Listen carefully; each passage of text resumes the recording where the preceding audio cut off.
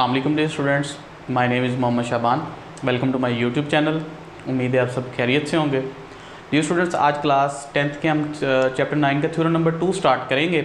तो theorem number 2 की हमारे पास जो स्टेटमेंट है वो उस पर आते हैं। सबसे पहले वो कहता है a straight line drawn from the centre of the circle to bisect a code.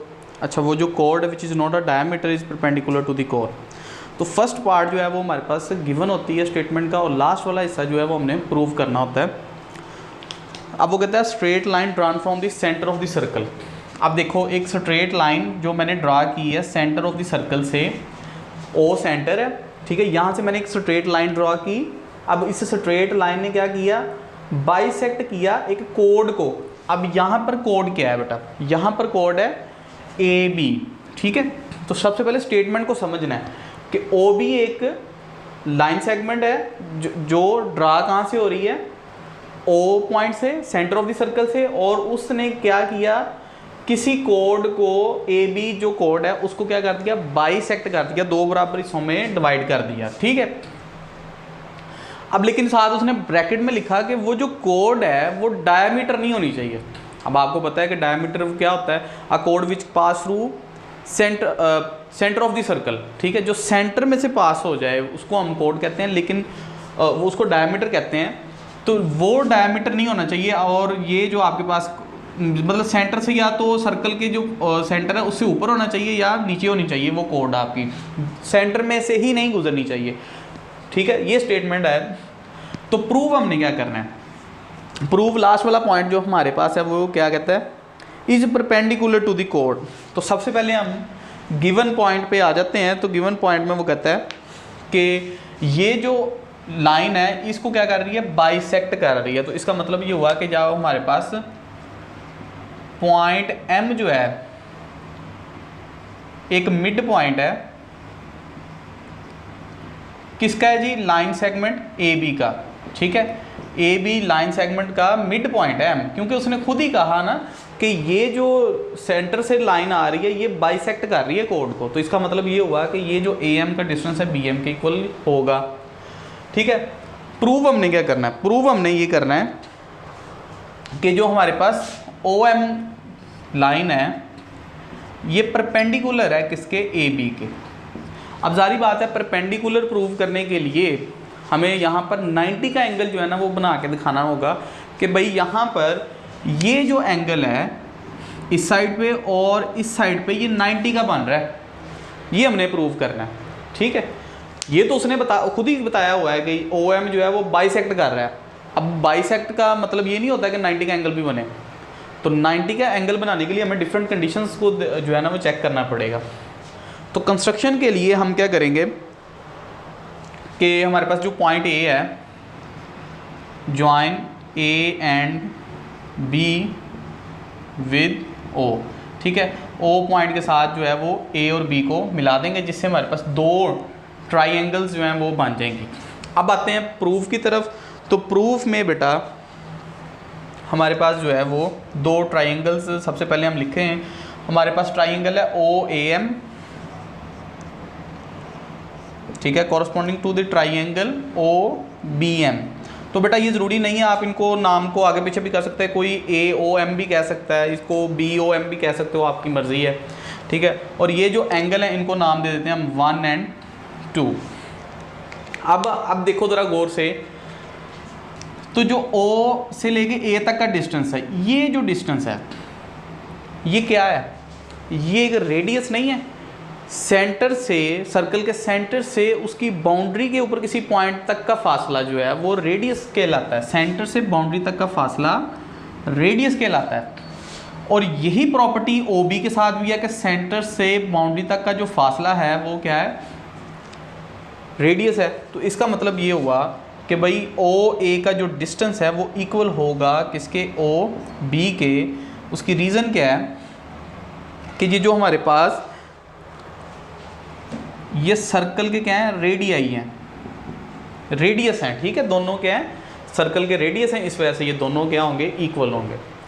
उसके बाद देखो तो बेटा AM का फासला BM के इक्वल होगा, AM इक्वल होगा किसके, BM के, अब उसकी रीज़न क्या है, उसकी रीज़न ये है कि ये चीज़ जो है वो हमें गिवन में थी कि m जो है वो पॉइंट है, मिड पॉइंट है किसका, ए बी का। तो ये चीज़ में हमारे पास आ जाएगा, गिवन आ जाएगा, ठीक है। नेक्स्ट हमारे पास आ जाता है कि ओ एम, बेटा ओ एम जो है वो भी इक्वल होगा किसके, ओ एम के ही इक्वल होगा, क्योंकि वो दोनों में क्या आ रहा है, कॉमन आ रहा है, ठीक है डियर स्टूडेंट्स। ये ज़रा पॉइंट ज़रा तवज्जो से देखिएगा कि मैंने क्या किया, पहले ये वाली साइड को इस साइड के इक्वल प्रूव किया क्योंकि वो दोनों रेडियस थे, रेडियस की प्रॉपर्टी अप्लाई हो रही थी। उसके बाद मैंने ए एम को बी एम के इक्वल कहा, उसकी रीज़न क्या कि गिवन था, उसने कहा था कि भाई एम पॉइंट जो है वो मिड पॉइंट ए बी के ऊपर वाक़ है, ठीक है। नेक्स्ट जो है वो ये वाली जो साइड ओ एम है, ये दोनों ट्राइंगल्स के जो है वो क्या आ रही है, दोनों में आ रही है, इसलिए ये साइड इस दोनों ओ एम के इक्वल ही आएगी क्योंकि दोनों में ये कॉमन है।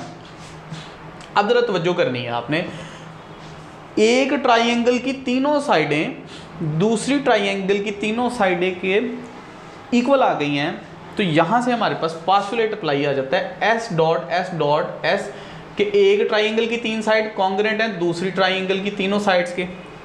तो जब भी दो ट्राइंगल्स के ऊपर पास्टुलेट अप्लाई हो जाता है बेटा, तो इसका मतलब होता है वो दोनों ट्राइंगल्स के हैं, कॉन्ग्रुएंट हैं। तो हम लिखेंगे triangle O A M congruent है ट्राइंगल बी ओ एम के, ठीक है। तो ये दोनों ट्राइंगल्स क्या हो गई, कॉन्ग्रुएंट हो गई। बी ओ एम लिख दें या ओ बी एम लिख दें, एक ही बात है। अब जब दो ट्राइंगल्स ये कॉन्ग्रुएंट हमने प्रूव कर दिए हैं कि भाई ये वाली ट्राइंगल और ये ट्राइंगल कॉन्ग्रुएंट है, तो इसका मतलब है कि कॉन्ग्रुएंट मीन क्या होता है, सेम शेप सेम साइज, कि जो प्रॉपर्टीज फर्स्ट ट्राइंगल के अंदर आ रही हैं वही प्रॉपर्टीज जो है सेकंड ट्राइंगल के अंदर होगी। जो लेंथ्स फर्स्ट ट्राइंगल की है वही लेंथ दूसरी ट्राइंगल की होंगी, जो एंगल की मेजरमेंट्स फर्स्ट ट्राइंगल की है वही ट्राइंगल दूसरी की होंगी। तो बेटा यहाँ से अगर आप देखो तो इसका मतलब क्या हुआ कि एंगल 1 जो है वो इक्वल होगा एंगल 2 के। ये हमारे पास रिजल्ट जो है ना वो निकल आया, ठीक है। क्योंकि हमने कॉन्ग्रुएंट प्रूव किया है तो हम लिख सकते हैं कि भाई जो हमारे पास कोरस्पॉन्डिंग एंगल्स हैं वो क्या हैं, कॉन्ग्रुएंट हैं, ठीक है। तो ये आप रीज़न में लिख सकते हो। अच्छा, अब ज़रा यहाँ पर एक चीज़ देखनी है, ये मैंने एक लाइन लगाई है, जो हमारे पास टोटल सर्कल होता है वो कितने डिग्री का होता है, 360 का होता है, ठीक है। अच्छा, अगर मैं यहाँ से लेके यहाँ तक का डिस्टेंस फाइंड करना चाहता हूँ, एंगल फाइंड करना चाहता हूँ, तो जारी बात है कि सर्कल का हाफ है, तो 360 का हाफ क्या हो जाएगा, 180। तो इसका मतलब ये हुआ कि एंगल 1 और एंगल 2 अगर मैं प्लस करता हूँ, एंगल 1 प्लस एंगल 2 करता हूँ, तो मेरे पास एंगल आता है 180 डिग्री, क्योंकि यहाँ से लेके यहाँ तक का जो एंगल है हाफ सर्कल बनता है और हाफ सर्कल होता है 180 डिग्री का। और अभी ऊपर मैंने क्या प्रूव किया कि एंगल 1 इक्वल होगा एंगल 2 के, और यहाँ पर मैं क्या बात कर रहा हूँ कि दोनों एंगल 180 डिग्री के हैं। जब उनको मिला लिया जाए, जब दोनों एंगल भी इक्वल हैं और दोनों का सम 180 डिग्री है, तो इसका मतलब क्या होगा कि दोनों एंगल कितने के होंगे, 90 के, क्योंकि 180 का हाफ 90 होता है। तो angle 1 equal to angle 2 equal to 90 degree, ठीक है बेटा। तो इसका मतलब है कि एंगल 1 भी 90 पर राइट एंगल दे रहा है और एंगल 2 भी हमारे पास राइट एंगल दे रहा है। तो जब बेटा राइट एंगल दे रहा है तो इसका मतलब ये हुआ कि जो हमारे पास ओ एम है वो बाई परपेंडिकुलर है किसके, लाइन सेगमेंट ए बी के, ठीक है। और यही चीज़ जो है वो हमने प्रूव करनी थी, ठीक है बेटा। तो इसको मैं ज़रा रिपीट कर देता हूँ कि हमारे पास वो कहता था सेंटर से एक ड्रा करो एक लाइन को जो बाइसेक्ट कर रही हो कोड को, लेकिन वो कोड डायमीटर नहीं होनी चाहिए, डायमीटर नहीं होनी चाहिए मतलब कि वो कोड सेंटर में से पास नहीं होनी चाहिए, ठीक है। और प्रूव हमने ये करना था कि यहाँ पर जो है ओ एम परपेंडिकुलर है ए बी के, ठीक है। बाइसेक्ट तो उसने बता दिया कि एम जो है मिड पॉइंट है ए बी का, लेकिन परपेंडिकुलर करने के लिए हमें 90 का एंगल प्रूव करना पड़ेगा। तो उसके लिए ये प्रूव आ गया और कंस्ट्रक्शन हमने लिख ली। दो ट्राइंगल्स हमारे पास बन गई थी, O A M and O B M, ठीक है। दो ट्राइंगल्स बनी, ओ ए इक्वल आ गया ओ बी के, क्योंकि दोनों के क्या है हमारे पास रेडियस हैं, दोनों रेडियस हैं सर्कल के, तो रेडियस सर्कल क्या होते हैं, इक्वल होते हैं। इस तरह ए एम बराबर है बी एम के, और ये गिवन था हमें क्योंकि उसने कहा था कि एम पॉइंट जो है वो मिड पॉइंट के ऊपर आ रहा है। उसके बाद ओ एम जो साइड है वो दोनों में क्या आ रही है, कॉमन आ रही है, तो डेफिनेटली वो इक्वल होगी। तो ये भी हमने कंग्रेंट लिख लिया। तो तीनों साइड्स जो हैं वो एक ट्राइंगल की तीनों साइड कंग्रेंट आ गई, दूसरी ट्राइंगल की तीनों साइड्स के, यहाँ से हमारे पास S S S postulate apply हो गया। तो जब पास्टुलेट बेटा अप्लाई हो गया तो इसका मतलब है कि दोनों ट्राइंगल्स हमारे पास क्या आ जाएंगी, कॉन्ग्रेंट आ जाएंगी। अब दोनों ट्राइंगल्स कॉन्ग्रेंट आ गए, इट्स मीन्स दैट कि वहाँ पे जो सारी कॉरस्पॉन्डिंग चीज़ें हैं, जो corresponding sides and corresponding angles हैं, वो क्या आएंगे, कॉन्ग्रेंट आएंगे। तो इसका मतलब ये कि एंगल 1 और एंगल 2 जो हैं ये क्या आएंगे, सॉरी यहाँ पे इक्वल आ जाएंगे। और एंगल 1 और एंगल 2 का सम होता है 180 डिग्री के, क्योंकि हाफ सर्कल बना रहे हैं। तो इसका मतलब ये हुआ कि एंगल 1 और एंगल 2 जो है वो 90 डिग्री के हमारे पास बनेंगे। तो जब 90 डिग्री हमने प्रूव कर दिया तो इसका मतलब है कि वहाँ पर ये परपेंडिकुलर है, तो ए ओ एम जो है वो ए बी के क्या आ जाएगा, परपेंडिकुलर, और ये चीज़ हम प्रूव कर रहे थे। जी डियर स्टूडेंट्स, नेक्स्ट मूव करते हैं थ्योरम नंबर 3 की तरफ। थ्योरम नंबर 3 की हमारे पास स्टेटमेंट है, perpendicular from the centre of a circle on a code bisect it. कि यहाँ पर अब ये थ्योरम नंबर 2 से मिलता जुलता ही है। तो वो कहता है परपेंडिकुलर अगर हम यहाँ पर ड्रा करें, ठीक है, किसी कोड के ऊपर परपेंडिकुलर ड्रा करें। पिछले थ्योरम में हमने परपेंडिकुलर प्रूव किया था, 90 का एंगल प्रूव किया था। यहाँ पर उसने गिवन दे दिया है कि ये जो ओ एम लाइन है ये परपेंडिकुलर है, ठीक है। लेकिन इस दफ़ा हमने साबित ये करना है कि ये जो ए एम जो साइड है वो इक्वल है बी एम साइड के, ठीक है। कि पिछली दफ़ा उसने कहा था कि इसको बाइसेक्ट ये कर रही है और परपेंडिकुलर जो है प्रूव करो। अब उसने परपेंडिकुलर गिवन दे दिया और वो कहता है प्रूव। अब आपने क्या करना है कि ये दोनों बराबर फासले पे, मतलब कि ए एम का जो डिस्टेंस है वो इक्वल हमने प्रूव करना है बी एम के, ठीक है। ये हमारा जो है ना वो टारगेट है।